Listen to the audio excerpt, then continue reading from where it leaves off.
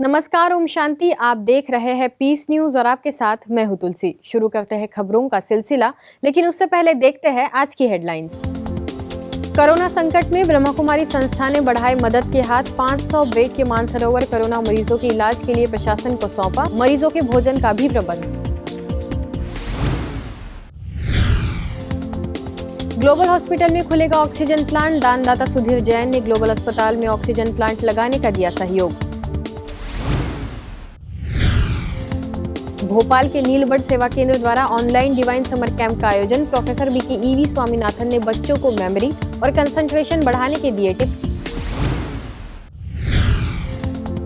और आखिर में सैन फ्रांसिस्को में बीके डेनिस ने आध्यात्मिकता और धर्म के अंतर को किया स्पष्ट। ऑस्ट्रेलिया में healing nature from the soul विषय पर बीके सौंजा ने डाला प्रकाश।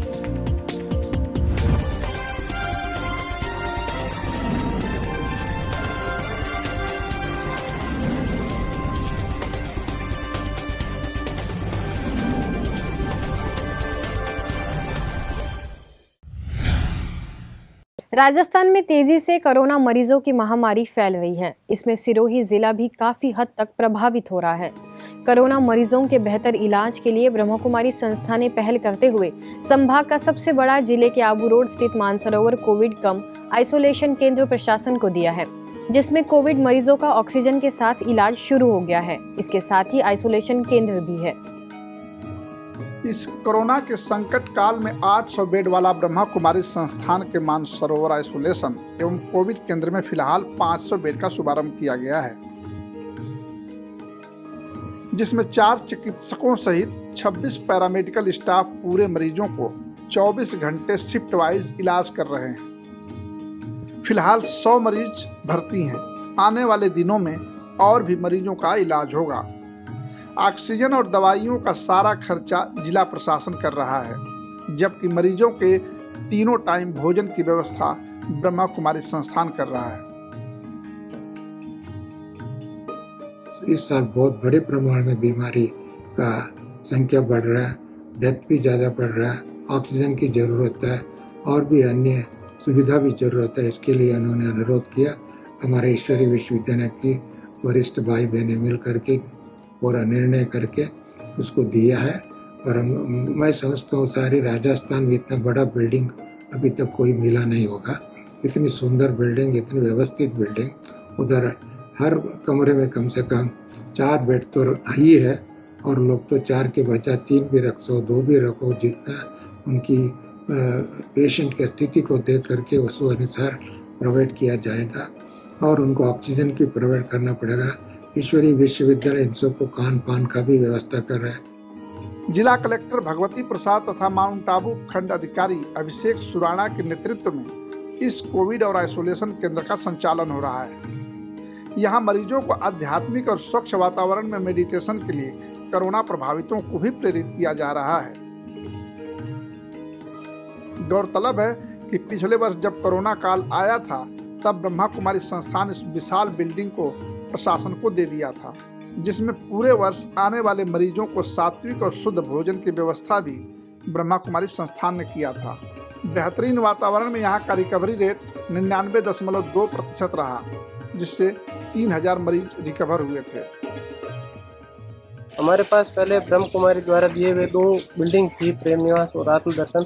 उनमें जैसे ही कैपेसिटी फुल अप हुई तो हमने इनसे ब्रह्म कुमारी संस्थान के जो संचालक हैं उनसे रिक्वेस्ट की कि हमें पहले वर्ष की भांति ही वापस मानसरोवर की बिल्डिंग दी जाए। उन्होंने हमारी रिक्वेस्ट को स्वीकार किया और हमें वो मानसरोवर की बिल्डिंग दे दी है। वहाँ पर ब्रह्म कुमारी संस्थान है, उन्होंने फ्री ऑफ कॉस्ट खाने की व्यवस्था कर रखी है सभी पेशेंट के लिए। बहुत अच्छी व्यवस्था है। 550 से ज़्यादा बेड है उसमें। तो मैं समझता हूँ यहाँ काफ़ी अच्छी सुविधाएं हैं, और हम ये कोशिश कर रहे हैं कि ज़्यादा से ज़्यादा संख्या में मरीज़ सही होकर के घर लौटें, और कम से कम है जो हमें कैजुअल्टी का सामना करना पड़े। कोरोना के इस महासंकट में लोगों की अधिकतर जानें ऑक्सीजन की कमी के कारण जा रही है। सिरोही जिला भी इससे प्रभावित है। ग्लोबल अस्पताल में भी भर्ती मरीजों को ऑक्सीजन की कमी के कारण दूसरे अस्पतालों में भेजना पड़ रहा है। ऐसे में माउंट आबू के समाजसेवी सुधीर जैन ने ग्लोबल हॉस्पिटल में ऑक्सीजन का प्लांट लगाने के लिए माउंट आबू एसडीएम के जरिए 20 लाख का सहयोग दिया है। अब इससे लोगों के इलाज में आसानी होगी।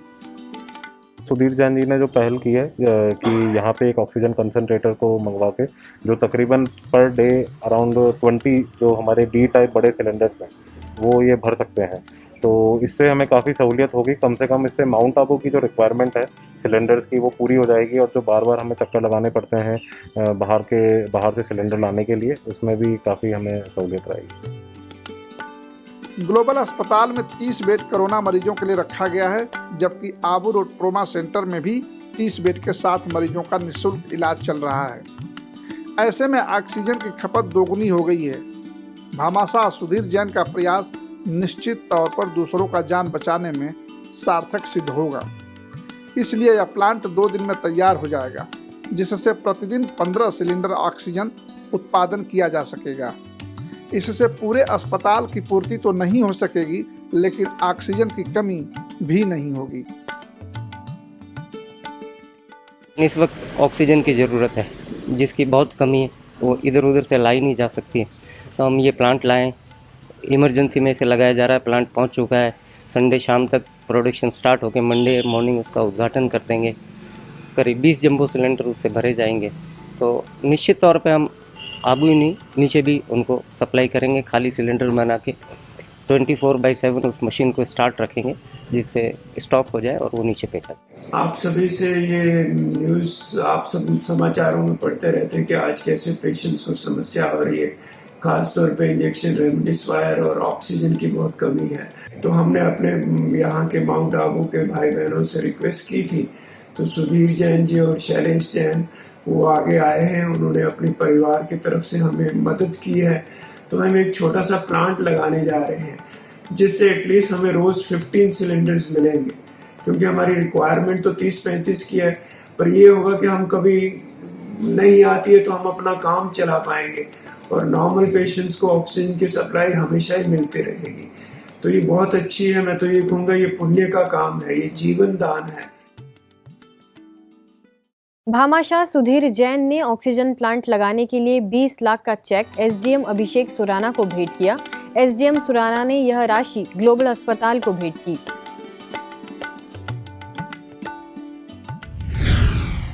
एक अच्छी मेमोरी और एकाग्रता का हमारे जीवन की सफलता में बहुत बड़ा रोल है, और यदि इन पर बाल्यकाल से ही ध्यान दिया जाए तो एकाग्रता की शक्ति को हमेशा के लिए बेहतर बनाया जा सकता है।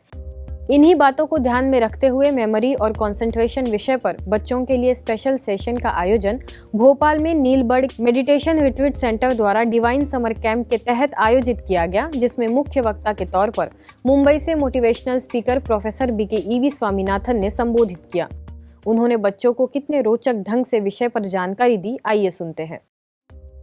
Some people call it as an आत्मा, कुछ लोग उसको सोल कहते हैं, कुछ लोग उसको रूह कहते हैं, but in the language of physics it is energy.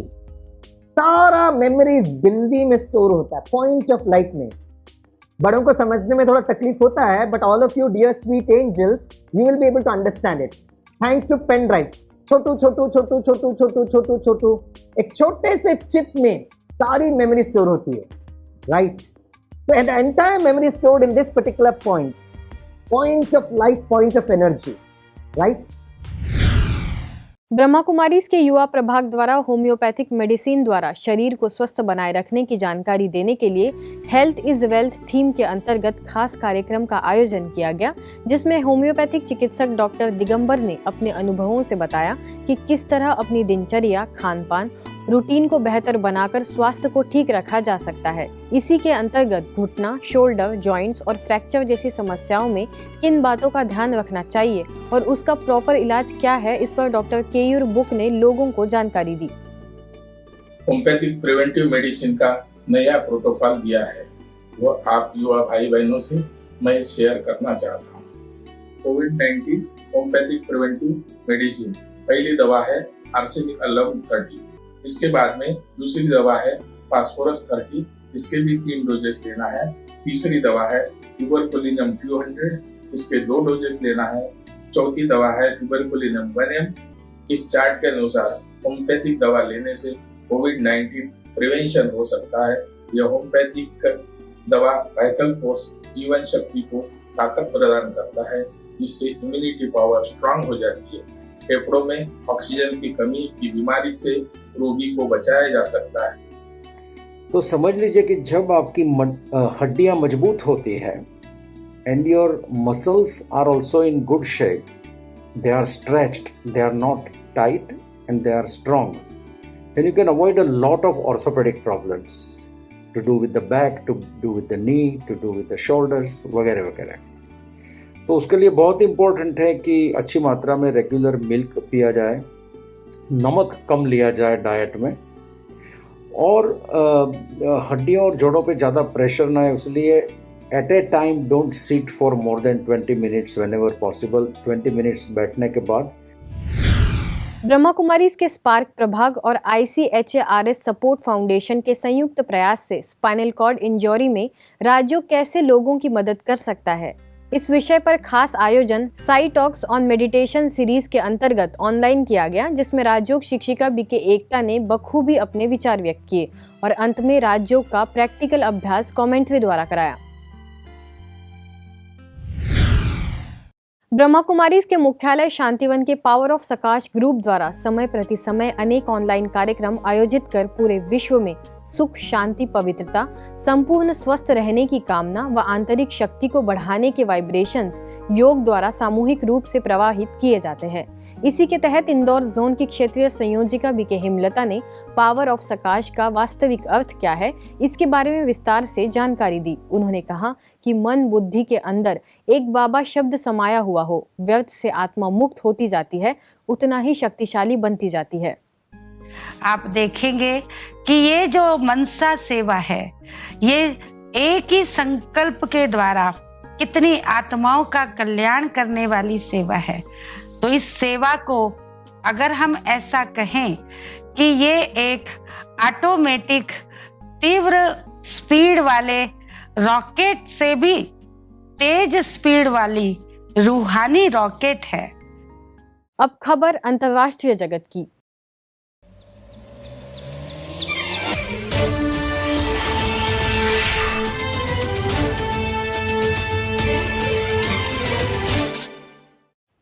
आज लोगों में धर्म और अध्यात्म को लेकर कई तरह के भ्रम हैं। प्राय लोग धर्म और अध्यात्म को एक ही समझ लेते थे, जबकि दोनों में महान अंतर है।